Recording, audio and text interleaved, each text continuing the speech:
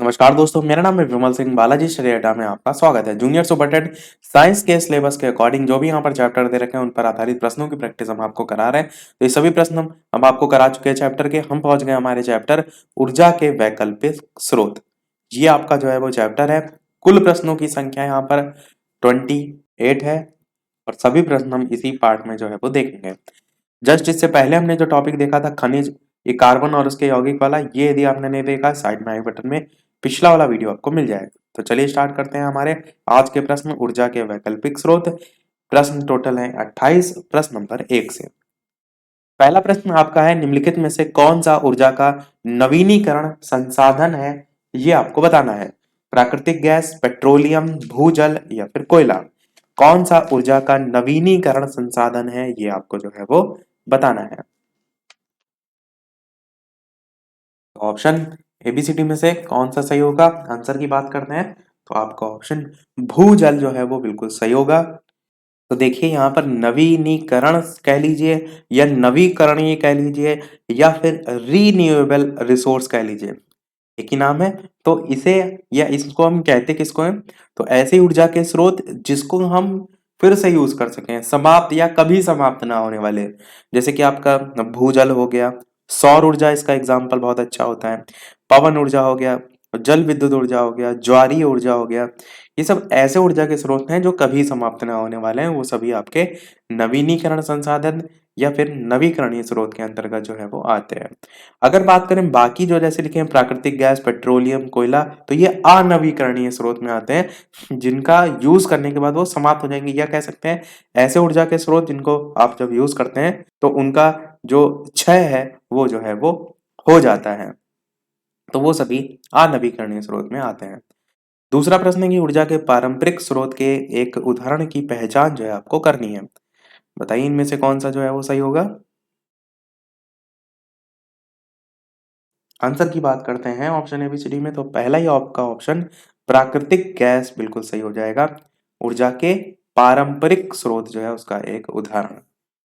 और पारंपरिक ऊर्जा के स्रोत किसे कहेंगे, जो लंबे समय से आप कह सकते हैं प्रयोग में और प्रकृति में तय और एक सीमित मात्रा में उपलब्ध हो, उन्हें हम कहते हैं पारंपरिक स्रोत। जैसे कि आपका प्राकृतिक गैस जो है वो एक पारंपरिक स्रोत का उदाहरण है। कोयला हो गया, पेट्रोल हो गया, डीजल हो गया, कच्चा तेल हो गया, ये सभी पारंपरिक ऊर्जा के स्रोत के उदाहरण हैं।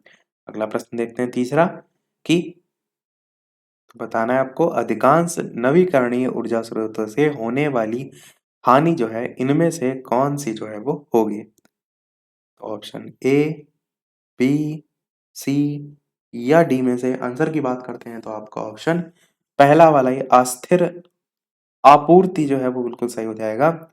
अधिकांश नवीकरणीय ऊर्जा स्रोतों से होने वाली हानि। चौथा प्रश्न है आपका कि फोटो इलेक्ट्रिक सेल ऐसी युक्ति है जो परिवर्तित करती है, किसको किसमें परिवर्तित करती है, ये आपसे जो है वो पूछा गया है और चार ऑप्शन भी आपको जो है वो दिए गए हैं। बताइए इनमें से कौन सा जो है सही होगा।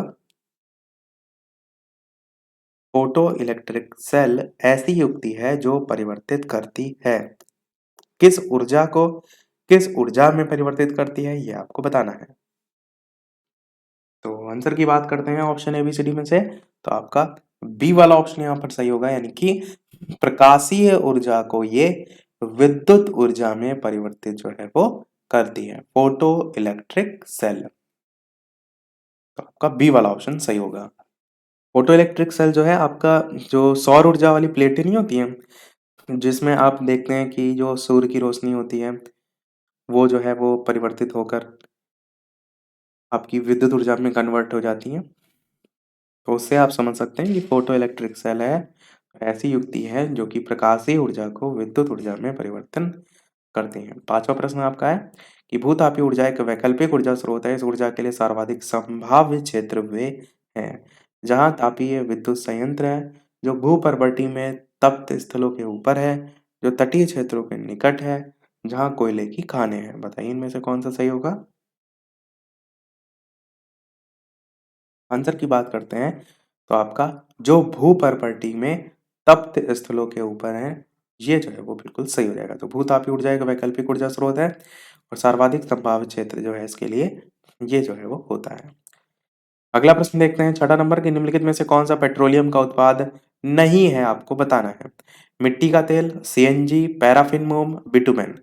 अच्छा प्रश्न है, बताइए ऑप्शन एबीसीडी में से कौन सा सही होगा। तो बताइए ऑप्शन एबीसीडी में कौन सा सही होगा। तो आंसर की बात करते हैं ऑप्शन एबीसीडी में, तो सीएनजी आपका बिल्कुल सही हो जाएगा, जो कि पेट्रोलियम का उत्पाद नहीं है। मिट्टी का तेल, पैराफिन मोम, बिटुमेन ये सभी जो है वो है, तो बी वाला आपका ऑप्शन बिल्कुल सही होगा। सातवां प्रश्न कह रहा है, निम्नलिखित में से कौन पेट्रोलियम का उत्पाद नहीं है। यहाँ पर भी देखिए प्रश्न वही है, पेट्रोलियम का उत्पाद वहां भी पूछा गया था, यहाँ भी, पर ऑप्शन यहाँ पर बदल दिए गए हैं। बताइए कोक, बिटुमेन, स्नेहक तेल, पैराफिन मोम जो है इसमें से कौन पेट्रोलियम का उत्पाद नहीं है। तो पैराफिन मोम तो ऊपर ही मैंने बताया था कि होता है, बिटुमेन भी देखिए बताया वो होता है। अब इन्हीं दोनों में से बताइए कौन सा जो है वो नहीं होगा। तो चलिए बात करते हैं, तो आपका ए वाला ऑप्शन कोक जो है वो बिल्कुल सही हो जाएगा, जो कि आपका पेट्रोलियम का उत्पाद जो है वो नहीं है। अगला प्रश्न देखते हैं, आठवां। यही प्रश्न मैंने आपसे पूछा भी था पिछले वाले वीडियो में, और ये प्रश्न पूछा भी काफी जाता है, महत्वपूर्ण है, तो ध्यान में रखिएगा। बताइए सबसे पहले एलपीजी का मिश्रण किसका किसका जो है वो होता है। मीथेन और ब्यूटेन, ब्यूटेन और प्रोपेन। दूसरा ऑप्शन है आपका ब्यूटेन और प्रोपेन, तीसरा है मीथेन और प्रोपेन, और चौथा है इथेन और प्रोपेन। और साथ ही साथ वीडियो पसंद आए तो लाइक भी अवश्य करते रहिएगा, ताकि इसी प्रकार अच्छे अच्छे प्रश्न हम आपको प्रैक्टिस कराते रहें। तो एलपीजी किसका किसका मिश्रण है ये आपको बताना है। आंसर की बात करते हैं ऑप्शन एबीसीडी में, तो आपका ब्यूटेन और प्रोपेन जो है ये वाला ऑप्शन बी वाला जो है वो बिल्कुल सही हो जाएगा। ये याद जरूर रखिएगा, पूछा काफी जो है वो जाता है। ब्यूटेन और प्रोपेन का जो है वो मिश्रण है। अगला प्रश्न देखते हैं आपका नवा, कि समुद्र में निम्न में से कौन सी ऊर्जा जो है वो पाई जाती है। चार यहाँ पर ऑप्शन दे रखे हैं, बताना है आपको इन चार ऑप्शन में कौन सा जो है वो सही होगा। समुद्र तरंग ऊर्जा, भूतापीय ऊर्जा, समुद्र तापीय ऊर्जा, इस टाइप के अलग अलग चार ऑप्शन आपको दे रखे हैं। आंसर की बात करते हैं ऑप्शन एबीसीडी में से कौन सा सही होगा। तो आपका ऑप्शन डी वाला यहाँ पर सही होगा, ज्वारीय ऊर्जा, समुद्र तरंग ऊर्जा, समुद्र तापीय ऊर्जा। तो समुद्र में ये सभी ऊर्जाएं जो है आपकी पाई जाती हैं, आपका डी वाला ऑप्शन सही होगा। अगला प्रश्न देखते हैं आपका दसवां, कि ऊर्जा के वे स्रोत जो प्रकृति में बहुत लंबे समय तक जमा हुए हैं, जिनके खत्म हो जाने पर उन्हें जल्दी से बदला नहीं जा सकता, उसे हम क्या कहते हैं। ऊर्जा का नवीकरणीय, ऊर्जा के गैर नवीकरणीय, सौर ऊर्जा, या फिर ऊर्जा के अच्छे स्रोत। बताइए इनमें से कौन सा जो है आपका सही होगा ऑप्शन एबीसीडी में से। उत्तर की बात कर लेते हैं, तो ऊर्जा के गैर नवीकरणीय स्रोत आपके इसमें जो है वो आ जाएंगे, जो कि आपके कहेंगे प्रकृति में बहुत लंबे समय तक जमा हुए हैं, उनके खत्म हो जाने पर उन्हें फिर जल्दी से बदला जो है वो नहीं जा सकता। 11 नंबर प्रश्न आपका है, कि निम्नलिखित में से कौन ऊर्जा का नवीकरणीय स्रोत जो है वो नहीं है, यहाँ पर पूछा गया है। बताइए जल विद्युत, जैव ईंधन, भूतापीय ऊर्जा, गैसोलीन, कौन सा सही होगा। कौन इसमें नवीकरणीय स्रोत जो है वो नहीं है। आंसर की बात करते हैं ऑप्शन एबीसीडी में से, तो आपका गैसोलीन जो है वो बिल्कुल सही हो जाएगा, जो कि नवीकरणीय स्रोत के अंतर्गत नहीं आता है, तो यही आपका सही होगा। और गैसोलीन आपका क्या होता है, पेट्रोल होता है, तो ये आपका नवीकरणीय स्रोत में नहीं आता है। स्टार्टिंग में मैंने आपको नवीकरणीय और अनवीकरणीय दोनों बता दिए। 12 नंबर प्रश्न है, निम्नलिखित में से कौन सा विकल्प नवीकरणीय ऊर्जा का स्रोत जो है वो नहीं है। यहाँ पर भी देखिए नहीं पूछा गया है, तो बताइए सौर, वायु, समुद्र की लहरें, या ऑप्शन डी यहाँ पर दे रखा है कोयला। तो बताइए कौन सा नवीकरणीय ऊर्जा का स्रोत जो है वो नहीं है। जो चीज ऊपर पूछी गई थी वो यहाँ भी पूछी गई, बस ऑप्शन जो है वो बदल दिए गए। तो आंसर की बात करते हैं ऑप्शन एबीसीडी में से, तो आप कहेंगे कोयला आपका ऊर्जा का नवीकरणीय स्रोत जो है वो नहीं है, क्योंकि यह समाप्त हो जाएगा एक समय बाद। 13 नंबर प्रश्न कह रहा है, प्राकृतिक जो संसाधन उनमें निम्न में से कौन सी नवीकरणीय ऊर्जा जो है वो नहीं है। यहाँ पर भी बताइए ऑप्शन बदले हुए हैं, कौन सा सही होगा। 13 नंबर प्रश्न है, प्राकृतिक संसाधनों में निम्न में से कौन सी नवीकरणीय ऊर्जा जो है वो नहीं है। ज्वारीय ऊर्जा, पवन ऊर्जा, जीवाश्मी ईंधन, या सौर ऊर्जा में से। तो यहाँ पर भी ऑप्शन बस बदले हुए हैं, बताइए इनमें से कौन सा सही होगा। आंसर की बात करते हैं ऑप्शन एबीसीडी में से, तो आपका ऑप्शन सी वाला यहाँ पर सही होगा, यानी कि जीवाश्मी ईंधन जो है नवीकरणीय ऊर्जा नहीं है। बाकी ज्वारीय ऊर्जा भी होती है, पवन ऊर्जा भी होती है, और सौर ऊर्जा भी होती है। 14 नंबर प्रश्न आपका कह रहा है, बताइए कोयला, पेट्रोल, प्राकृतिक गैस और हवा में से कौन सा नवीकरणीय स्रोत है। चैप्टर आपका ये ऊर्जा का वैकल्पिक स्रोत, इसीलिए अधिकतर प्रश्न लगभग एक जैसे ही हैं। आंसर की बात करते हैं ऑप्शन एबीसीडी में से, तो आप कहेंगे नवीकरणीय ऊर्जा के स्रोत में हवा आपका सही हो जाएगा, जबकि कोयला भी समाप्त हो जाता है, पेट्रोल भी, प्राकृतिक गैस भी। डी वाला ऑप्शन सही होगा। 15 नंबर प्रश्न कह रहा है कि मनुष्य के लिए निम्नलिखित में से कौन सा प्राकृतिक ऊर्जा का एक सबसे बड़ा स्रोत है? पौधे, सूर्य, जानवर, पृथ्वी, बताइए कि मनुष्य के लिए इनमें से कौन सा प्राकृतिक ऊर्जा का सबसे बड़ा स्रोत है? आंसर की बात करते हैं, बहुत ही आसान सा प्रश्न है। आप सभी जानते हैं कि सूर्य जो है आपका सबसे बड़ा प्राकृतिक स्रोत है जब भी बात की जाए ऊर्जा की। 16 नंबर प्रश्न आपका कह रहा है निम्नलिखित में से कौन सा अक्षय संसाधन कभी ना समाप्त होने वाला साधन है? जीवाश्मी ईंधन, सौर ऊर्जा, या फिर कोयला, या फिर पेट्रोलियम। तो बताइए कभी ना समाप्त होने वाला साधन इनमें से क्या है? बिल्कुल बी वाला ऑप्शन सौर ऊर्जा जो है वो बिल्कुल सही हो जाएगा। 17 नंबर आपका प्रश्न है कि गलत कथन आपको यहाँ पर छांटना है। कोयले का कैलोरी मान, उसमी मान, लकड़ी के कैलोरी मान या उसमी मान से अधिक है। बी ऑप्शन है कि बायोगैस का कैलोरी मान एलपीजी के कैलोरी मान से अधिक है।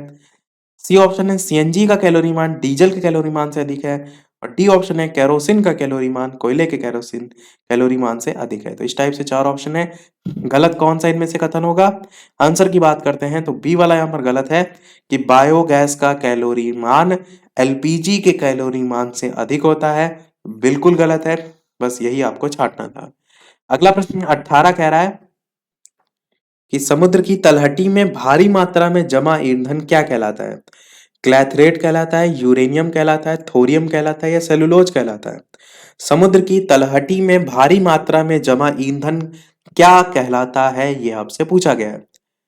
तो ऑप्शन एबीसीडी में से आंसर की बात करते हैं तो इसे हम क्लैथरेट के नाम से जानते हैं, समुद्र की तलहटी में भारी मात्रा में जमा ईंधन। 19 नंबर प्रश्न आपका कह रहा है प्रोड्यूसर गैस क्या है? ये भी प्रश्न आपका बहुत रिपीट होता है। बताइए किसका किसका प्रोड्यूसर गैस जो है वो मिश्रण होता है? CO तथा H2 का, CO2 तथा H2 का, CO2 और Cl2 का, CO और N2 का। बताइए इनमें से कौन सा सही होगा? आंसर की बात करते हैं इन चारों ऑप्शन में से तो आपका डी वाला ऑप्शन सही होगा, CO तथा N2 का मिश्रण। जो प्रोड्यूसर गैस होती है ना उसमें जो N2 है यानी कि नाइट्रोजन है ये 60% होती है, और CO यानी कि कार्बन मोनोऑक्साइड जो है वो 30% होती है। और टोटल कितना हुआ? 60, 70, 80, 90, यानी कि जो बाकी शेष होता है उसमें कार्बन डाइऑक्साइड हो गया, मीथेन गैस हो गया, इन सबका मिश्रण जो है वो होता है। तो आपका डी वाला ऑप्शन सही हो जाएगा। अगला प्रश्न देखते हैं आपका 20 नंबर कि रसोई गैस मुख्य रूप से निम्न दो गैसों का मिश्रण होता है।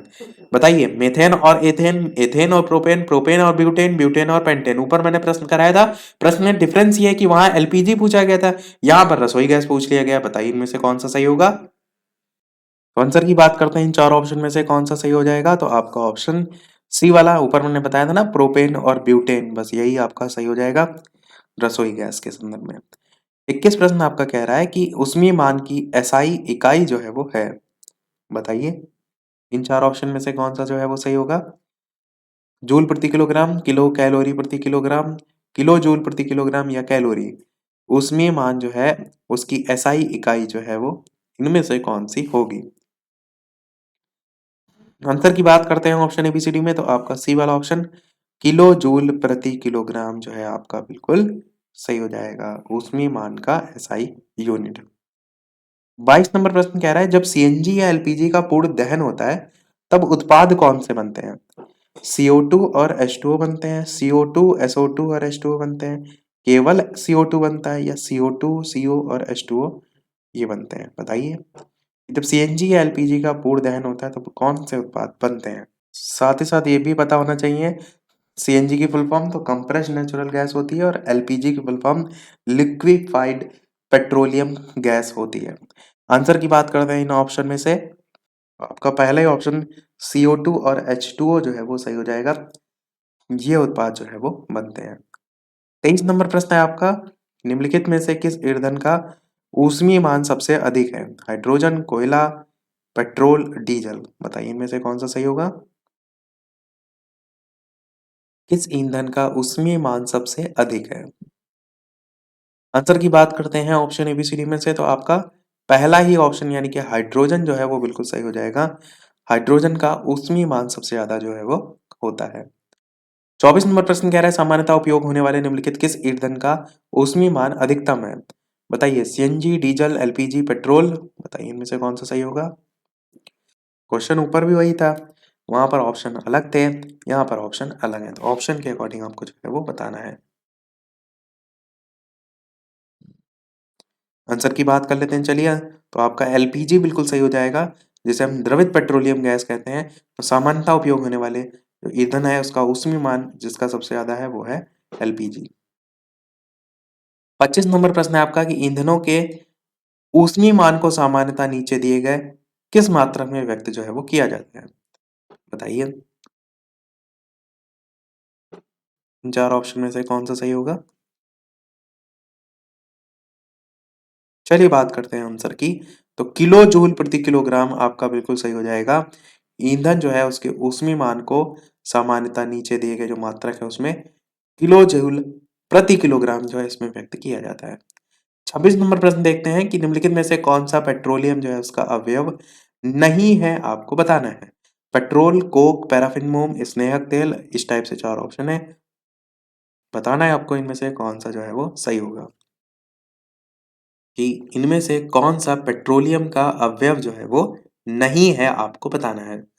चलिए बात करते हैं आंसर की ऑप्शन एबीसीडी में, तो कोक आपका बिल्कुल सही होगा, इस टाइप का प्रश्न एक ऊपर भी आया था। टोटल 28 तक हमारे प्रश्न है, 27 तक हम पहुंच गए, यानी इसके बाद एक लास्ट प्रश्न और होगा, उसके बाद एक प्रश्न हम आपसे भी पूछेंगे। 27 प्रश्न आपका कह रहा है कि कोयला, पेट्रोल, डीजल आदि का जो दहन है वो मूल स्रोत क्या है, जल प्रदूषण का है, भू प्रदूषण का है, वायु प्रदूषण का है या फिर ध्वनि प्रदूषण का है, बताइए इनमें से कोयला, पेट्रोल, डीजल आदि का दहन मूल स्रोत किसका होता है। आंसर की बात कर लेते हैं ऑप्शन एबीसीडी में से, तो आपका ऑप्शन सी वाला बिल्कुल सही हो जाएगा, यानी कि वायु प्रदूषण जो है इसका जो है वो होता है, सी वाला ऑप्शन आपका सही होगा। तो कोयला, पेट्रोल, डीजल आदि का दहन मूल स्रोत जो है वो वायु प्रदूषण का जो है वो होगा, क्योंकि कोयला जलेगा तो जाहिर सी बात है एटमॉस्फेयर में फैलेगा। देखते हैं हमारा अगला और इस वीडियो का लास्ट प्रश्न, और इसके बाद एक प्रश्न हम आपसे भी पूछेंगे। वीडियो अभी तक आपने लाइक ना किया हो, वीडियो को सभी लोग लाइक कर दीजिएगा। चैनल पर नए हो सब्सक्राइब करके नोटिफिकेशन बेल भी अवश्य ऑन कर लीजिएगा, ताकि आगे आने वाला कोई वीडियो आपसे मिस ना हो। टेलीग्राम चैनल से ना जुड़े हो, बालाजी स्टडी डेटा सर्च करके भी जुड़ सकते हैं, वीडियो के डिस्क्रिप्शन में भी आपको लिंक मिल जाएगी, और इंस्टाग्राम, फेसबुक वगैरह से भी जुड़ने के लिए आप अबाउट सेक्शन में लिंक है वहां से जुड़ सकते हैं। 28 नंबर प्रश्न है, निम्नलिखित में से कौन ऊंचाई के साथ बढ़ता या घटता है, नाभिकीय ऊर्जा, रासायनिक ऊर्जा, स्थितिज ऊर्जा या फिर यांत्रिक ऊर्जा, बताइए इनमें से कौन सा जो है वो सही होगा। तो ऑप्शन एबीसीडी में से आंसर की बात कर लेते हैं, तो आपका स्थितिज ऊर्जा जो है वो बिल्कुल सही हो जाएगा, तो जो कि ऊंचाई के साथ बढ़ता या घटता जो है वो रहता है। अब वो प्रश्न, जैसा कि सभी वीडियो में हम आपसे एक ना एक प्रश्न पूछते हैं, तो इसके बाद वाला जो चैप्टर है उस पर बेस्ड हमारा ये प्रश्न है कि टंगस्टन तत्व का संकेताक्षर जो है वो इनमें से कौन सा है। ए ऑप्शन है आपका डब्ल्यू, बी ऑप्शन है आपका टी आई, सी ऑप्शन है आपका टीई और डी ऑप्शन है आपका टीएम। इस टाइप से चार ऑप्शन है, अपना आंसर एबीसीडी में से कौन सा सही होगा वीडियो के मेन कमेंट में टाइप करके जो है वो बताइएगा। लाइव टाइमिंग दो है, दोपहर के 3 बजे, शाम के 8 बजे, तो लाइव आकर भी वीडियो आप जो है वो देख सकते हैं, और इसका जो आंसर है इस प्रश्न का वो नेक्स्ट वाले वीडियो में हम आपको जो है वो बताएंगे। तो मिलते हैं चलिए फिर अगले वीडियो में कुछ नए प्रश्नों के साथ, तब तक के लिए नमस्कार, थैंक यू फॉर वॉचिंग।